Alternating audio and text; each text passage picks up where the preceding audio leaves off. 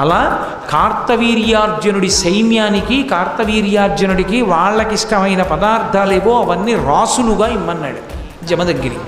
కామధేనువు వెంటనే ఇచ్చేసింది. అవన్నీ వడ్డించారు. రాజు అన్నీ తిన్నాడు. రాచబుద్ధి కదూ. ఆయన అన్నాడు రత్నహారీచ పార్థివ అని రాజుకు పేరు. రత్నహారీచ పార్థివ అంటే లోకంలో ఎక్కడ ఏ విలువైంది అందమైంది కనపడితే అది నాది అని పట్టుకుపోతుంటాడు రాజు. అదేమిటండి అని అడగడానికి ఉండదు. కాబట్టి రాజు అంటే ఎవరంటే రత్నహారీచ పార్థివ. రామాయణంలో వాడిన మాట. బాలకాండలో విశ్వామిత్రుడే చెప్పుకున్నాడు ఒకనకొకప్పుడు తను రాజ్యం చేసే రోజుల్లో నేను రత్నహారీచ పార్థివ కామధేనువుని తీసుకుపోతానన్నాడు. కార్తవీర్యార్జునుడు ఆ మాట కూడా అనలేదు.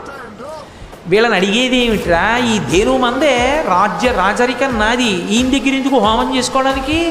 ఎంతమందికైనా అన్నం పెట్టగలిగిన ఈ కామధేనువు నా దగ్గర ఉండాలి, తోలుకు రెండని వెళ్ళిపోయాడు. జమదగ్గిని ఏం చేస్తాడు? చెయ్యాలనుకుంటే చెయ్యగలడు. కానీ బ్రాహ్మణ తేజస్సు దేనికి ఉపయోగపడాలంటే తనని తాను ఉద్ధరించుకోవడానికి, 10 మందిని రక్షించడానికే తప్ప 10 మందిని పాడు చేయడానికి వాడకూడదు. కాబట్టి జమదగ్గిని శపించలేదు, సహనం పట్టాడు. ఆ కామధేనువుని ఎత్తుకుపోతున్నారు. ఎప్పుడైనా సర్వనాశనం అయిపోవడానికి గుర్తు ఏమిటంటే ఒక దేశం నాశనం అయిపోతుంది అని కానీ, ఒక ఇల్లు పాడైపోతుంది అని కానీ గుర్తు ఏమిటంటే ప్రయత్నపూర్వకంగా గోవుని వేధించడం. అదే పనిగా పెట్టుకుని ఆవు కనబడితే కొడుతూ ఉండడం, ఆవుల్ని తోస్తూ ఉండడం, ఆవుల్ని సంహరించడం, ఆవుని బాధ పెట్టడం, ఇలాంటి పనులు చేస్తే కట్టి కుడిపేస్తుంది. అది రాజ్యమైతే రాజ్యము, ఇల్లు అయితే ఇల్లు సర్వనాశనమై తీరుతాయి. మీరు ఎక్కడి వాంగ్మయం చూడండి అంతే.